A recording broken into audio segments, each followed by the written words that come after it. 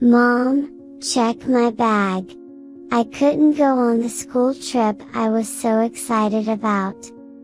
About 14 minutes after seeing my daughter, Emily, off to her school trip, she unexpectedly returned home and burst into tears, saying that shortly after I sent Emily off on her school trip, I received a call from her class teacher. Being told it was an emergency, I was startled, thinking something might have happened to Emily.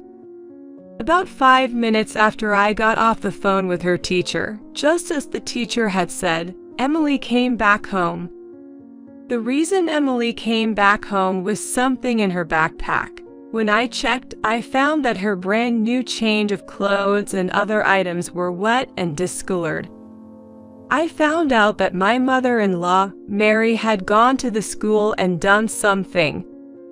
Not to complain, but my relationship with Mary is bad, and she even disliked Emily, so there's no way she would have gone to see her granddaughter off. I immediately called Mary, furiously demanding an explanation. Then Mary said that it wasn't fair for only Emily, one of her 2 granddaughters, to go on the school trip. She thought it would be too sad for the other granddaughter who couldn't go. Mary justified her actions as delivering justice to Emily, insisted she did nothing wrong, and abruptly hung up the phone. Unable to contain my anger, I reported the incident to a certain person. As a result, Mary ended up provoking the wrath of that individual, leading to her own downfall. I am a housewife in my 30s.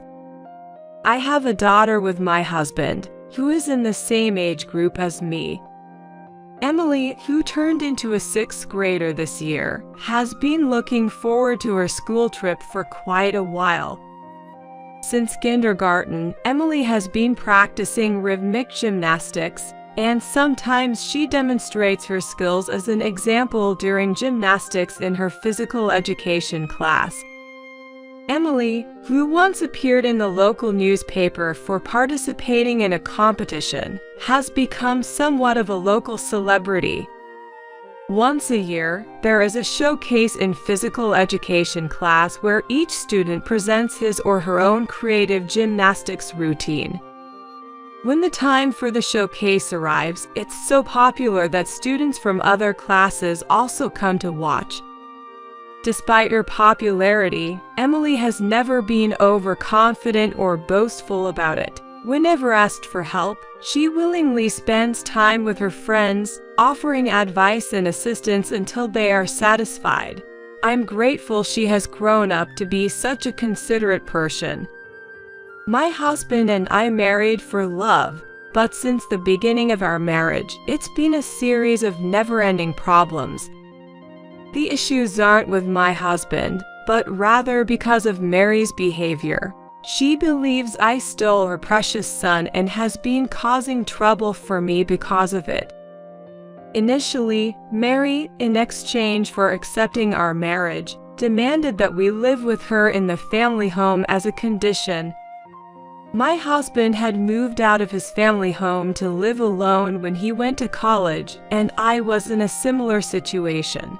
Therefore, we had decided not to live with either set of parents, but to live on our own instead. Of course, we agreed that if either of our parents ever needed care or assistance due to health or other reasons, we would discuss and address the situation then. Given our perspective, we communicated that we couldn't immediately agree to the matter of living together. We could have declined right away, but we were concerned about upsetting Mary and worsening our relationship with her. Then, my father-in-law, who was present at the time, spoke up, saying that it would be too harsh to expect the young couple to live with the in-laws. He proposed that it would be better to let us live alone for a few years, offering us a lifeline in the situation. Taking advantage of that, my husband skillfully convinced Mary, and at that time, the discussion of living together was dropped. After we got married, Mary kept bringing up the idea of us living together. Usually, if a parent-in-law wants to live together, he or she at least tries to be pleasant to his or her daughter-in-law, but she was the opposite. You're young and a housewife. Must be nice. When I was your age, I worked part-time to help with the finances. I bet you keep the house immaculate. Then what's this mess? She would come over when my husband was away, find faults in everything, and leave after criticizing. When my husband was out on overnight business trips, she would stay over, claiming it was too dangerous to go back at night, forcing me to endure her endless sarcasm. I developed mild neurosis due to her excessive interference.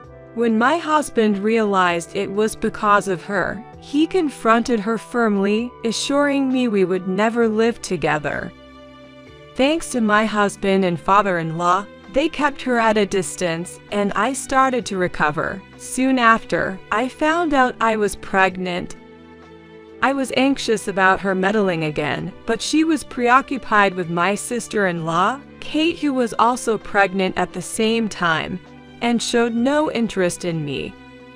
She ignored my pregnancy and birth, favoring Kate and giving her grand gifts, while barely acknowledging ours. Years went by peacefully. Our daughter grew up to be strong, honest, and full of justice. Mary believed that our not living with her precious son was my doing, that I had brainwashed him. As our daughter grew and resembled me more than my husband, at family gatherings, Mary would cold shoulder her. In contrast, she adored my niece, who looked just like Kate as a child. She would give gifts to my niece for Christmas, but not to Emily. My father-in-law would secretly give one to Emily, but if he's caught doing so, she would snatch it away, saying, I won't give anything to the child of the woman who stole my son. When confronted by my husband or father-in-law in front of the kids, she dramatically claimed we were all ganging up on her. Emily gradually realized she was disliked by her grandmother. But she never became resentful.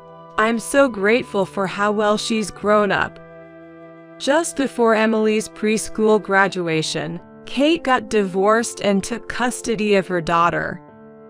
The divorced Kate, along with my niece, moved in with my in-laws. My niece then ended up in the same school district and elementary school as Emily. They were in the same grade. My niece and Emily are in different classes, yet my niece often comes to see Emily. She frequently borrows school supplies and personal items that each student is supposed to have. I realized this because Emily's stationery was running out unusually fast. I initially suspected it might be bullying, with her things being hidden or thrown away, but it wasn't the case. Naturally, if two people share something, it runs out faster. I was relieved to learn it wasn't bullying, but I couldn't shake off this nagging feeling. I wondered if this was also a form of harassment from Kate. Mary didn't like me and Emily, often making our lives difficult with her constant nagging and harassment. Especially after Kate got divorced and moved back in with my in-laws, there were frequent incidents that seemed like she was contacting me just to make snide remarks. How can someone as unimpressive as you be my brother's wife? You'll definitely be dumped eventually. Kate seems to think highly of herself as a capable woman. Despite her own failed marriage, she would go out of her way to tell me that I too would inevitably be left by my husband. As irritating as it was, I tried to ignore her, thinking she was just envious of our seemingly happy family. However, the thought of her extending her spiteful behavior towards Emily was something I didn't want to consider. I told myself that I might be reading too much into it. This decision of mine would unexpectedly lead to consequences, but that was something to unfold a bit later. Time passed, and Emily became a 6th grader. In the 6th grade, there's a school trip. Emily had always been excited about it, especially each time she brought her savings for the trip to school. Now that she had reached the grade when the trip would finally happen, we frequently discussed where they might go in our conversations as a family. When it came to my own school days and my husband's, our daughter became curious about our school trip experiences as soon as the schedule and location were decided. Once our daughter brought home a note from school asking each family to prepare for the upcoming school trip, she and I began to prepare little by little. While she was excited and upbeat, I felt a bit worried. Recently, there had been an incident in her class, and the parents of the children involved were called in. Emily often remarked, "Why are the boys in my class so foolish?" showing her concern about the misbehavior of some rambunctious boys. By 6th grade, it's common for girls to start showing physical changes, and some more developed girls even start wearing training bras around 4th or 5th grade. Emily, being an active gymnast, had a muscular build, so her chest area wasn't particularly mature. However, the school trip guide for parents mentioned being cautious about underwear, as the trip involved several nights' stay and girls would be in separate rooms from boys. It also advised that girls not used to wearing bras should start getting accustomed to them. The guide also contained information about menstruation. These letters from school would inevitably be read by curious children. It seems that some mischievous boys reacted to the words period and bra and started teasing girls who were more physically developed, or harassed them out of sheer curiosity. I had already talked to Emily about the changes her body would undergo as she grew older. Even before the school brought up the issue of underwear, her gymnastics club had discussed it, especially since gymnastics attire tends to be form-fitting, highlighting body lines. The club's discussions included care for girls as they approached puberty. So, I had already taught Emily about the individual differences in growth, and that it's wrong to tease others about their bodies. Emily, who has a strong sense of justice, defended the teased girls and called out the boys' bad behavior. One of the boys, whose father was a city council member, complained to his dad about a sassy girl standing up to the boys.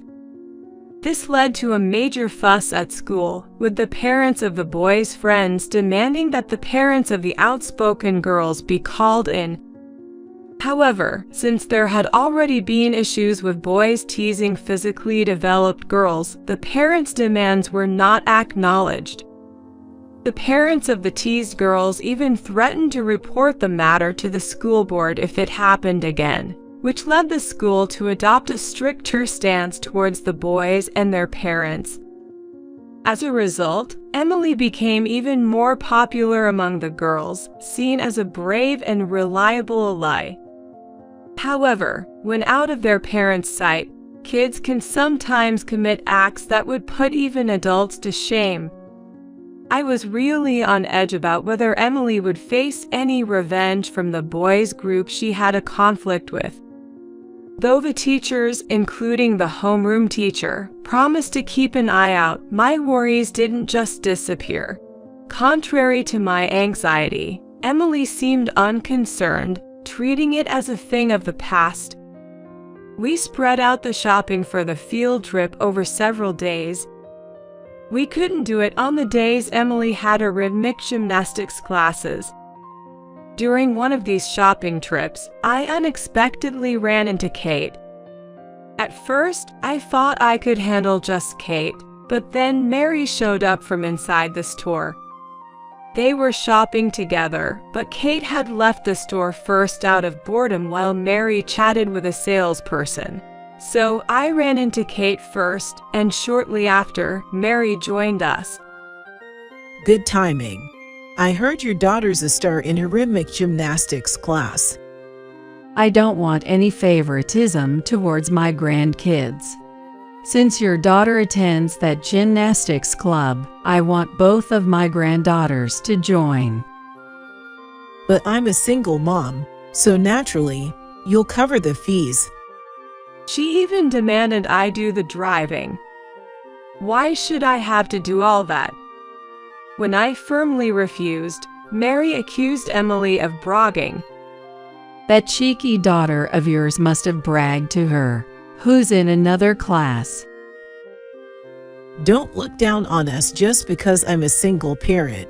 Saying we can't afford extracurricular activities because we don't have a father figure belittles us.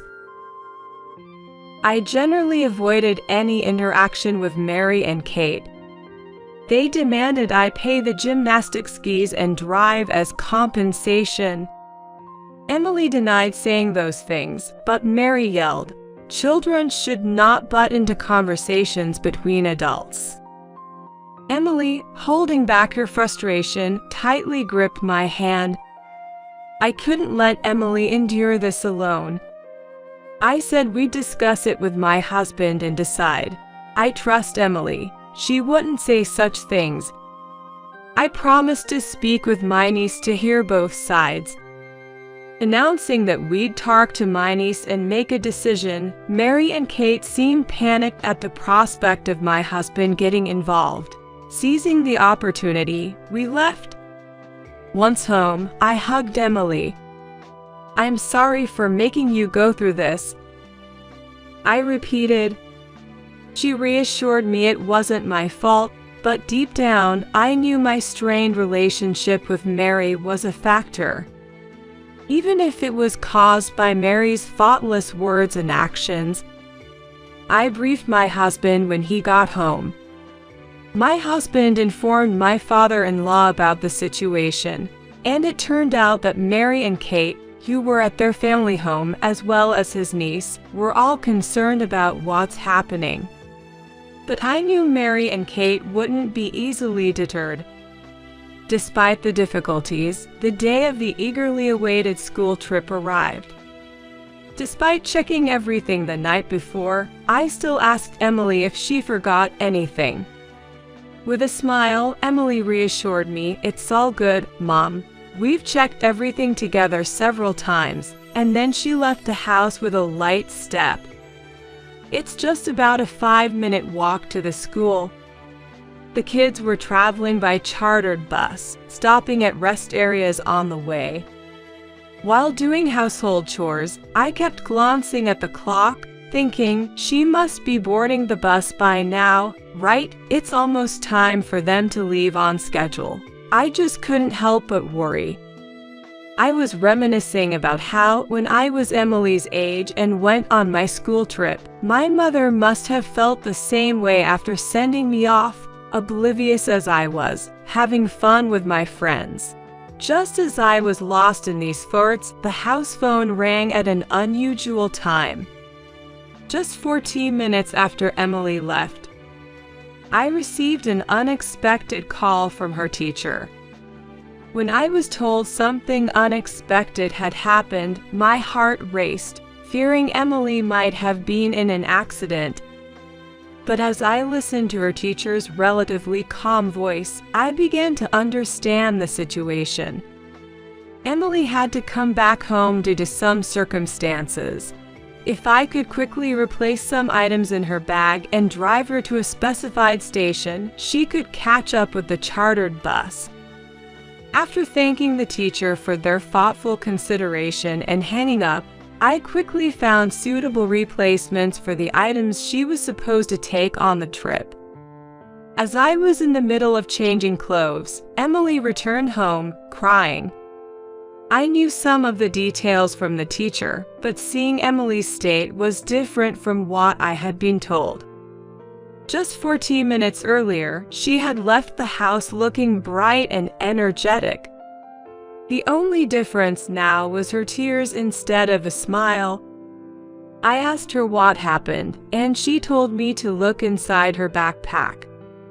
When I checked, I found the interior slightly damp, though not enough to seep through to the exterior. The backpack, originally waterproof, had been further sprayed inside by my husband, anticipating any unforeseen events. Fortunately, only the inside of the backpack was wet, as the waterproofing held up, affecting only the items that weren't waterproof. Emily, crying, told me that Mary had come to see off her cousin and had poured juice into her backpack. Aware that her own grandmother didn't like her, Emily assumed she had come to see off her cousin, not her. So, engrossed in conversation with her friends from the same group, she didn't notice Mary standing behind her. It was her friend who was talking to her that noticed and said, "Hey, there's an unknown old lady touching your backpack." By the time she turned around, something had already been put in, and when she checked, she found the inside of her backpack was wet. Emily, understandably upset, confronted Mary, but she dismissed it as an accidental spill and left.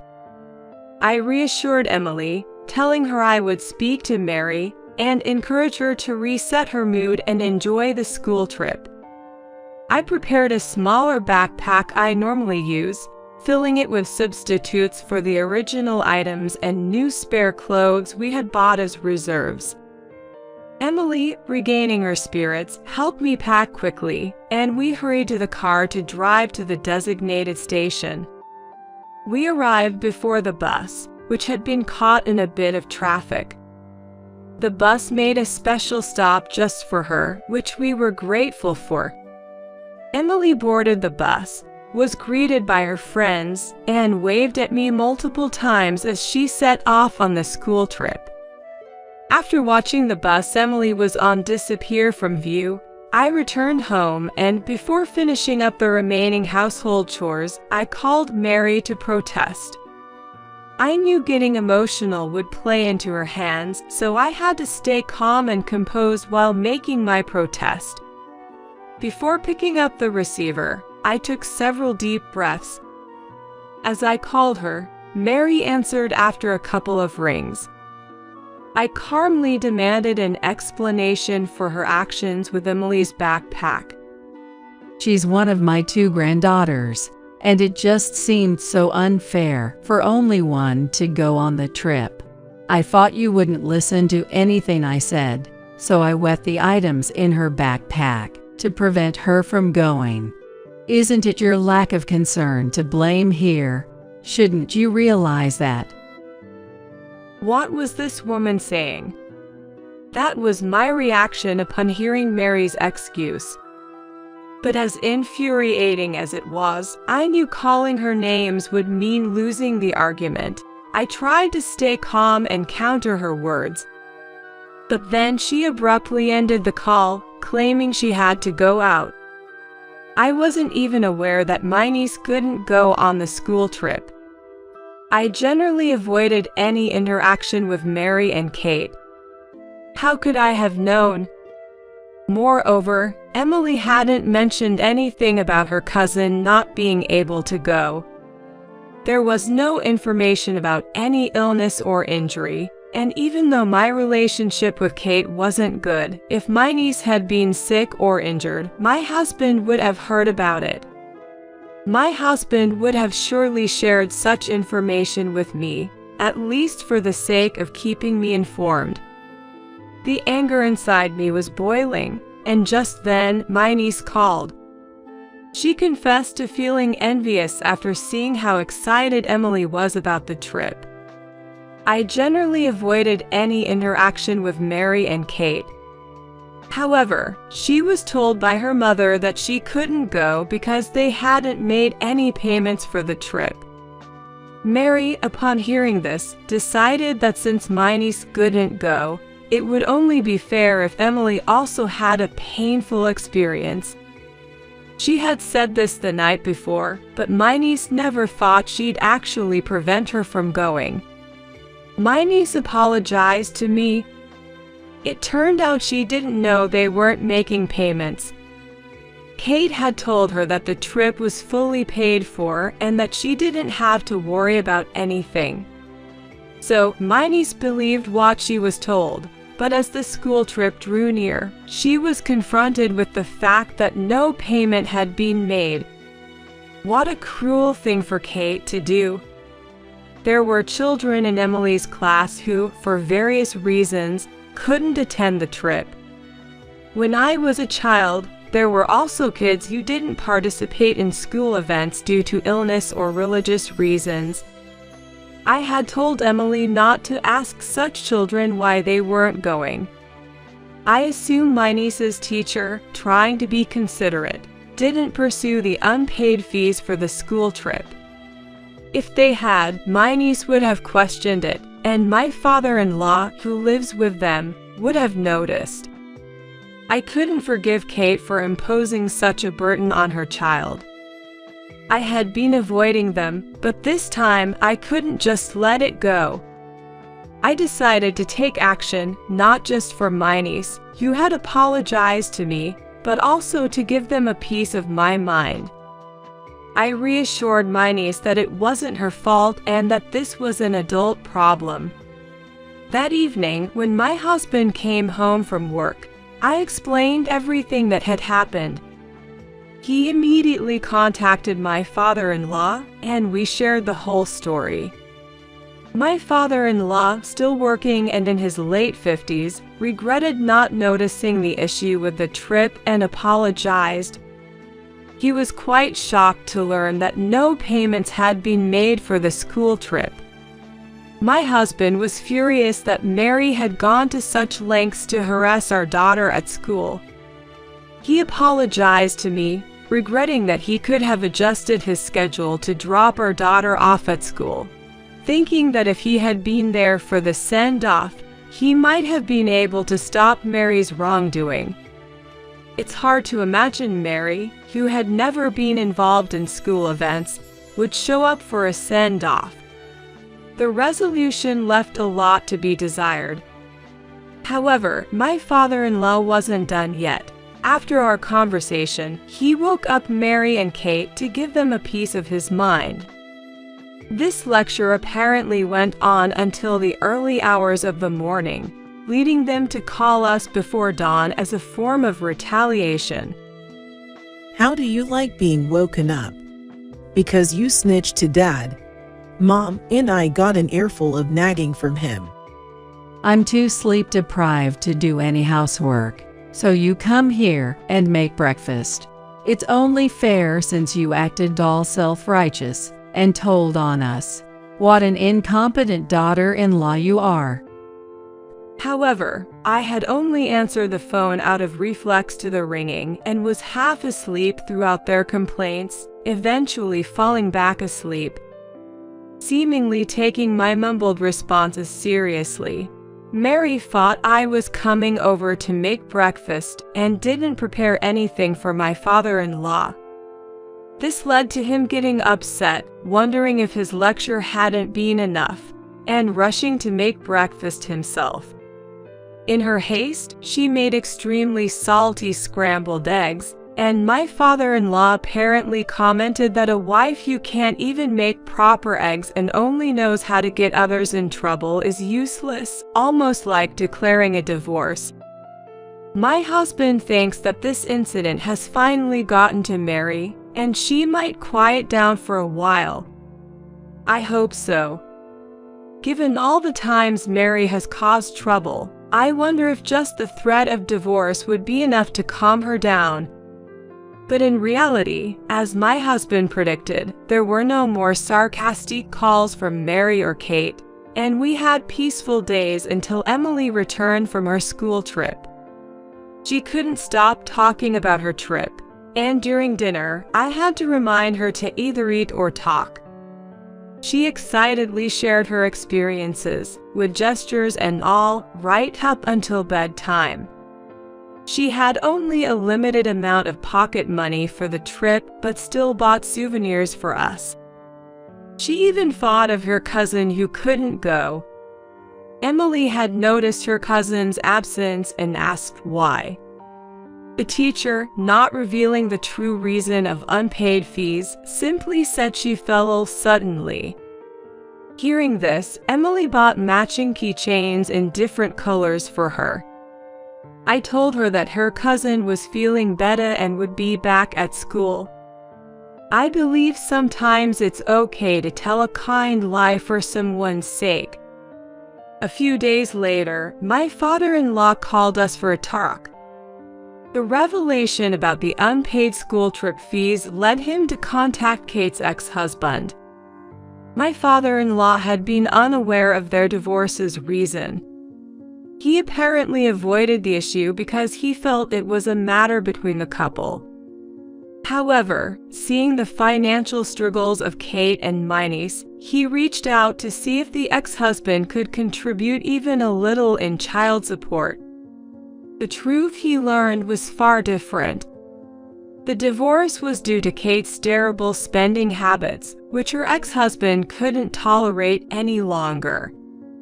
He had initially planned to take custody of my niece, thinking Kate was incapable of single parenting. However, she adamantly refused to let go of her daughter, so he gave up custody in exchange for the divorce. He was desperate to leave her. The ex-husband had been faithfully paying the agreed child support, including separate amounts for school fees. Learning that his daughter missed the trip due to unpaid fees was a devastating and infuriating revelation for him.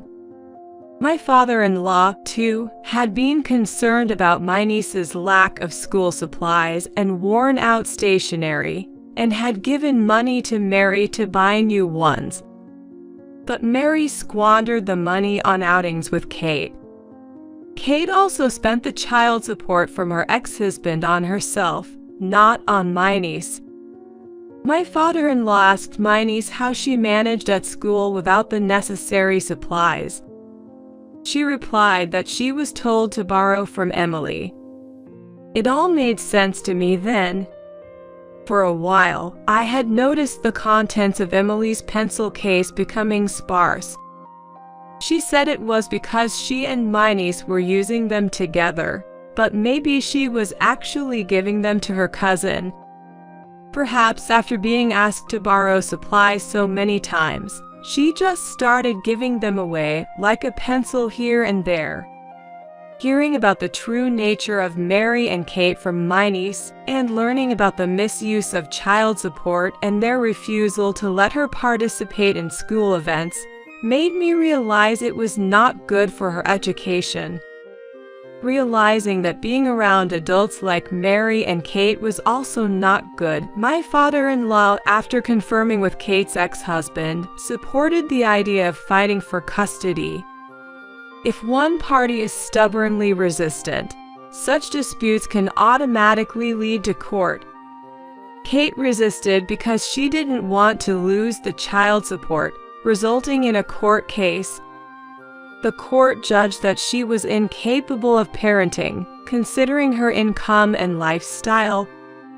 After the divorce, Kate neither worked part-time nor used the child support and money from my father-in-law responsibly. The custody battle was quickly settled in court, and my niece was taken in by her father. He had moved back to his parents' home. She will now live a life free from neglect, with the support of her paternal grandparents.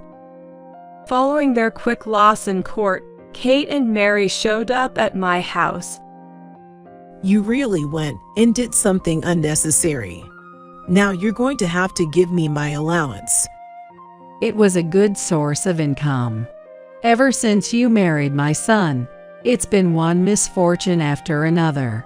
You're a jinx.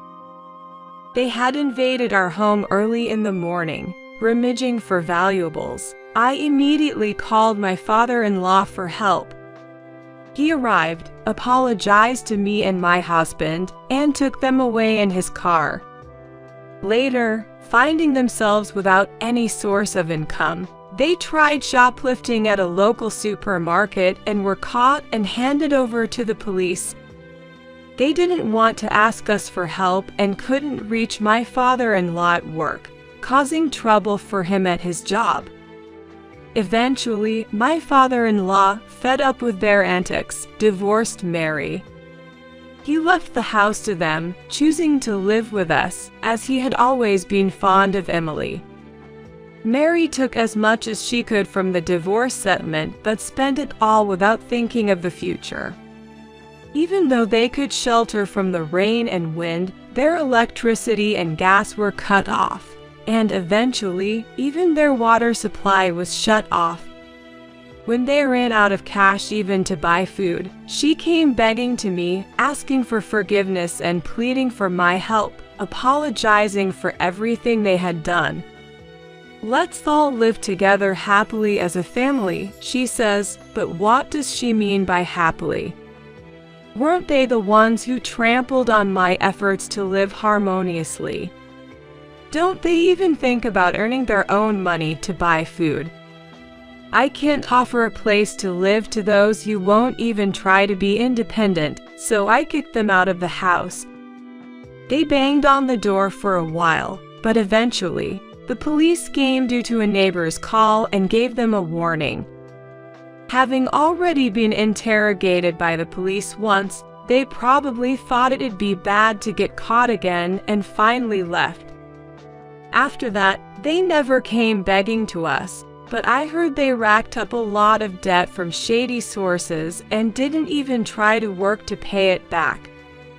Their former house was plastered with demands for repayment, and at one point, loud angry voices could be heard, but now it's quiet, and I've heard neither Mary nor Kate have been seen. I don't know and don't want to know where they are or what they're doing. My niece has been taken in by her father and had to transfer schools. But she and Emily still keep in touch through letters and calls. They seem to enjoy their conversations. My husband and her father, now finding common ground, have been exchanging parenting tips through emails. They're even discussing taking the girls on a small trip together. I just hope for a brighter future for both my niece and Emily.